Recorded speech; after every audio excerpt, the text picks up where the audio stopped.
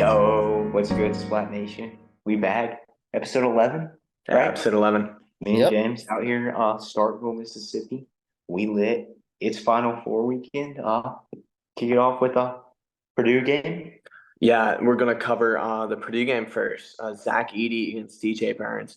I've been high on this NC State team since pre-NCAA tournament. I was high on them in the ACC tournament. And they won it all. Only one here to get that pick right. And I think it comes to an end. I mean, they have DJ Burns, excellent player, and they got DJ Horn, who's a great point guard, and they got some other guards that can shoot the three. But really, there's no one here that's going to be able to stop Zach Edey. I mean, he's an unstoppable force in the paint. Burns is going to try his best, but he's a very aggressive player, and he's going to rack up fouls, get in foul trouble, and probably foul out. And especially with Burns gone, no one's going to be able to stop Edey. I think that one's pretty self-explanatory. Edey's going to dominate in the paint, and when he gets fouled, he's going to make his free throws. I think he was a 63, 73% somewhere in there percent shooter from the free throw line. So he's making, 3/4, 2/3 of his shots from the free throw, which is significant in close games like these. It was a beautiful Cinderella run for the NC State Wolfpack. I love to see him get here. But it's all going to come to an end when Zach Edey comes to town. And they also have great three-point shooters from the arc on Purdue this year. And so it's not like other years where they've had lackluster guards, which really will help elevate their team. They shot. Look at this dude. Wait till you see the.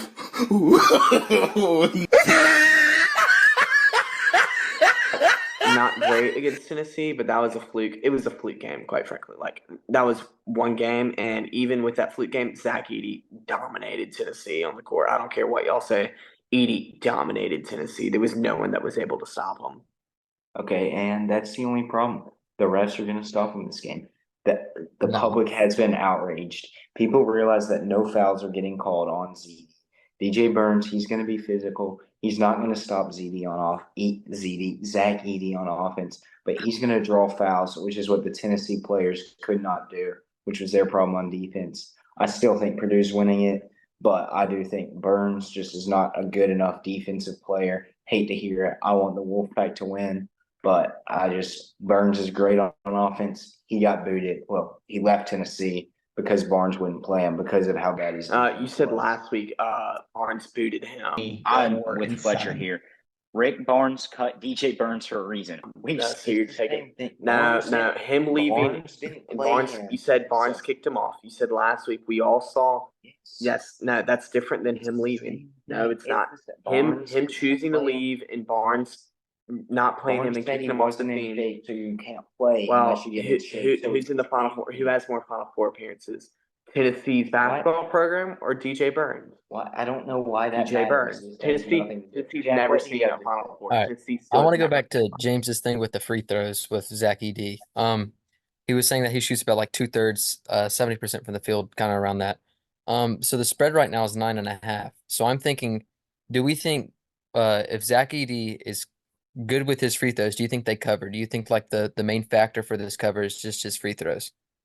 I think not going to be a good free game. throws and just the fact that no one can stop Edey. Yeah. Burns is phenomenal, especially offensively, but defensively, he can't stop him. Burns will get in foul trouble and will play limited minutes, and then you got to put an even smaller person. Everyone's saying this is going to be the game of the tournament and all that stuff. This game will not be the game of the Tennessee tournament. Purdue will be much better than this. NC State. UConn Purdue is going to be a good game. Tennessee Purdue is not that great either. This game will be worse than Tennessee Purdue. I will agree the Tennessee Purdue game will be better than this game, but neither of those games will be games of the tournament. I mean, this game is going to be free throw heavy, especially at the end, just because they'll have no other choice but to hack a Shaq Edey. But unlike Shaquille O'Neal, Edey can actually make a free throw. Except he did completely airball one against Tennessee, which quite embarrassing, frankly. Completely missing. It was about 1.5 feet short. It's pretty bad. 0 Final Fours for Tennessee. 0. That has nothing to do with it. Zero. We're just talking about eating at that free throw line. No. And he literally airballed it. Defending Tennessee is long past. Zero Final Fours. That has nothing to do with Tennessee. Free throws is literally just him in the basket and he airballed it. Y'all still lost. That free throw was irrelevant. The next game is UConn versus Bama. You know, Jack, big Bama fan. So how about you kick it off? Not big Bama fan, but Well, I picked UConn so I could smack talk my sister again. It didn't work out last time like I hoped, but this time it's gonna happen. I mean, it's UConn. I'm pretty. Let me go look at the spread real quick. I'm pretty sure. Yeah, 11.5. I'm thinking Alabama actually covers that. I don't think UConn. They have been blowing out the teams by 30 points or more in this tournament, but I think Alabama might get hot towards the end with the threes and kind of keep it close just a little bit. I don't see it being as big as a blowout as 30 points, but I still have UConn winning. I agree with that. Here I'll take I feel like Alabama is trying to prove something. We've seen it all tournament. They play with a chip on their shoulder, and I think that's the only reason Alabama would win is because of that. I have UConn going. I have UConn winning it all. They're not. I don't think they're going to lose, but I think Mark Sears and that Crimson Tide, they're going to play with a chip on their shoulder. They're going to be scrappy. UConn will be able to handle it. I think Alabama is going to be leading going into halftime, but then UConn's going to come out in the second half and then kind of dominate that second half and show that they are the best team in the tournament. So give me the Huskies. I mean, I like that spread as an SEC person because I really think that's very coverable with Bama. They're a high offensive team, and so they allow a lot of points, but they also score a lot of points, which means it'll probably be closer than that 11.5 points says it will be. I think that's a very generous spread to a UConn team that has blown out teams by 30. But, I mean, I'm not really seeing a true team that would have really given UConn a fight. I mean, maybe Auburn would have, maybe Iowa State would have, but Illinois, not really. Whatever other teams they played, like they played Yale. Did they play Yale? No, they didn't play Yale. Yeah, they no, they didn't. Yale No, lost. they didn't. Yale lost. They haven't really played a great team per se. I think Mark Sears will definitely light it up. What Bama needs to be able to do is shoot threes effectively, and some nights they get really cold from the three. And so Nate Oates is obviously an experienced coach. He has a backup plan if they can't knock down threes. But if they want to keep it a close game and possibly win this game, they have to knock down threes. But UConn is such a good team on both sides of the ball. I see them, Bama keeping it close for a good bit, but I don't really see them winning this one. It was a fun ride for them. Obviously, congrats to Nate Oates, Mark Sears, and the rest of that Crimson Tide team. But I think the journey ends here with UConn. It's going to be a fun championship with UConn and Purdue, from what I'm predicting. But that's what we all got. My biggest thing though is you mentioned it. Alabama's defense is not it. We've seen time and time again they'll score over 100 and still lose. That's UConn, just both sides of the ball. That's why in that second half they're going to learn to play defense and defend Mark Sears and the threes. Alabama's going to go cold. So yeah, that's why Huskies, Boilermakers, whatever a Boilermaker is in the finals, and give me the Huskies there. Should we get into some of those women's Final Four games? Yeah, no, I'll start with this one. Obviously, this past week we saw 12-point-something million people tune into the LSU Iowa a rematch of last year's championship, which is more than every NBA game last season, except for one, every NHL game and every MLB game.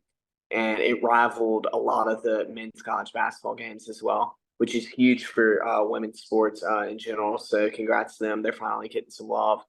And that was a really great game. But I think with the first game we're covering, UConn and Iowa, what we saw in that Iowa LSU game is Caitlin Clark is lethal, not only from the three, but also in the paint. And she was able to draw Haley Van Lith. And Haley was playing really tight to begin with, and Caitlin Clark would just go off of a screen or just drive past her and then get the easy layup. And so then Haley starts to sag a little, play not as tight defense, and then we just saw Clark light it up from three. She had 41 points in an Elite Eight game. I mean, that is insane. I think a lot of people saw this Iowa team as a team that could easily climb up back to the Final Four this year. And rightfully so. I mean, Caitlin Clark has been the star all season. She has been getting kind of an attitude in some of these games lately. chewing out other fans, chewing out the ref, just running her mouth, which you don't love to see. That's a lot of the reason why people liked her is because she wouldn't do that. Now we've just kind of seen she's definitely built up more of an ego. I still think she's a phenomenal player. Congrats to everything she's done. Going to be the number one pick in the WNBA draft. Hopefully, going to change the WNBA for the better. Uh, but I see this UConn team as being more diverse. They have more players. They have more depth.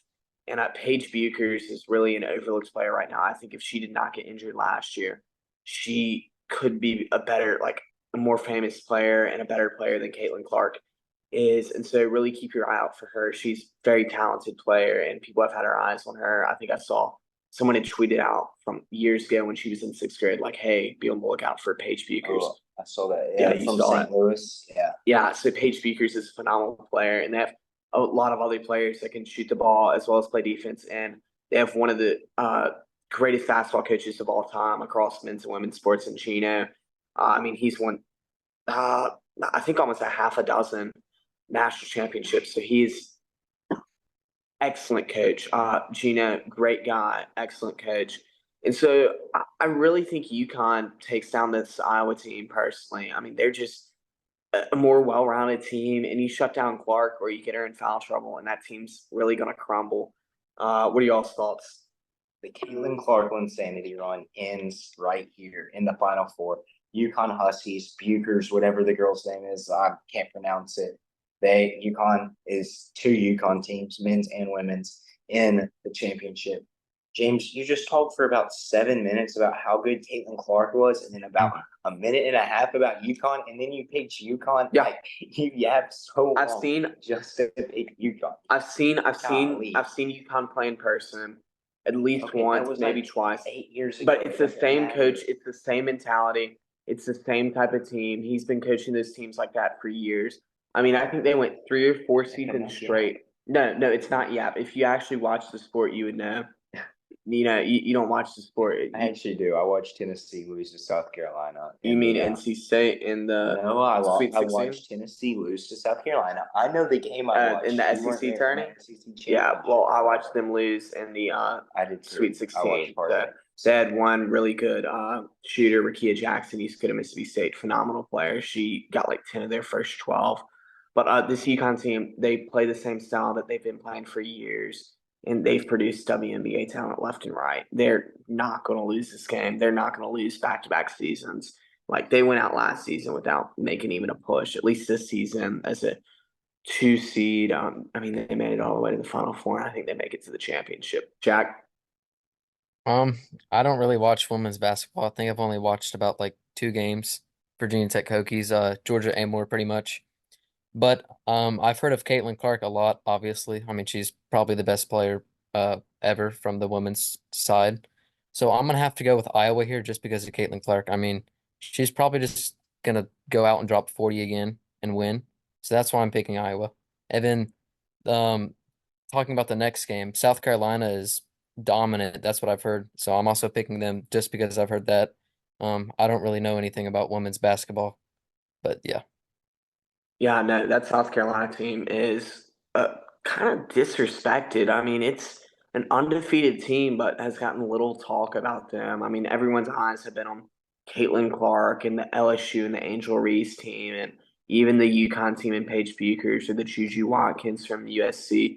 And not much has really been said about the South Carolina team, even though they went undefeated this season. Like, you know how hard that is to do in any sport? I mean, probably the easiest is college football, but I mean, in any other sport, professional or collegiate, it's insanely difficult to go undefeated, and they did it. And so I think they'll wipe the floor with NC State, quite frankly. They're the best team in the tournament. They'll make it to the championship, and they'll kill whoever they have to play, whether that's an Iowa team led by Caitlin Clark or a UConn team led by Paige Bueckers. They'll kill whichever one it is. They're not going to lose the championship back-to-back years being the number 1 overall seed. I agree completely. Is it Cardoza? It's something like that, yeah. She banked in that 3 to beat Tennessee in the SEC championship. That's not her specialty. She's kind of like the Zach Edey of that team. They feed her down low, and she's just a foul. She draws fouls. She puts up baskets. And exactly what James said. They're the more physical team. I don't see them getting beat in the Final Four. They're making it to at least the championship. UConn or Iowa, I feel like they put up a much better fight. I don't know. They're like 35-0 right now. I just feel like a complete perfect season is not going to happen. I hate to say it. I'd love to see it happen, especially for the sport as it continues to grow. But I think they'll get upset in the championship. But I think it'll be a great game. No, I'm sorry. That South Carolina team has been just so dominant this season and led by a longtime coach. What's her name? I'm forgetting it, but she's a phenomenal coach. She's won championships here before. She's produced WNBA talent like Asia Wilson in the past. I do not see them losing another game this season. I mean, you have a big time star like Caitlin Clark on Iowa, but you have a well rounded team with South Carolina that can go 3 men, 4 men deep on their bench, whereas Iowa can hardly go into their bench. And you take out Caitlin Clark, I think they had 3 girls that played 39. They had 1 girl that played 39 minutes and then 2 girls that played 40 minutes in the LSU game. You lose one of them and you're screwed because you have no depth. And the South Carolina team has so much depth and excellent coaching. They can toss anyone on that court. And they are going to lock up Caitlin Clark a heck of a lot better than LSU did, because what LSU did was abysmal. I mean, I think I could have gone out there and guarded Caitlin Clark a little bit better than LSU did, because Haley Van Lith got cooked. No. I could go out there and guard Caitlin better than Haley. You're 5'8". Have you seen these players? I mean, she's about that same size. Like Clark's like 6'1". Centers for women's college basketball are like 6'3", 6'4". So I don't think Clark's that tall. I don't think Clark is 6'1". How tall is Caitlin Clark? I think she's 5'10". How tall? Okay. We're seeing Siri. History the man's best friend. No, Caitlin Clark is not 6'1". Okay, well, Siri didn't work, so we're going to the Google. But I would put up a heck of a lot better job than Haley Van Lith did. She was All right, while y'all doing that, terrible. tomorrow is Friday. Oilers and Colorado play. Watch that game. McKinnon, 6 foot I'm even. thinking You is said going to 5'10". score, I was and Hyman is How tall is probably Haley going Van to Lith? 5'7". What'd you say? Sorry, I was arguing. I was closer to her height. Haley Van Lith is 5'7", though, so I'm taller than Van Lith. So, but she still has 4 inches on you. Okay, what were you saying about the Oilers game? Oilers, Colorado. I have McKinnon probably scoring a goal here, and then either Hyman getting a point and McDavid probably getting a point, and then if you want to also pair that, I'd probably say McCarr will get a point. I like the But McDavid point. That one's good, and McKinnon getting a goal. You think McDavid's getting the assist then? To Hyman, yeah, that's what I'm kind of banking off of right here. I like that. I like that. But McCarr, pretty solid. Him and McKinnon paired up. Carr will probably get a point. McKinnon goal. Yeah, no, I like that. We'll definitely get back into some more hockey once all this March Madness and Master stuff is over. Speaking of Masters, next week, big stuff coming with the Masters. Stay tuned. We got a couple different ways we're getting points there. Some tournament style stuff, some drafting, big stuff coming. Get our first look at some Splat games, maybe some video games with Splat Sports. So it was a great week this week, episode 11. We're out of here. See y'all. See ya. God bless you.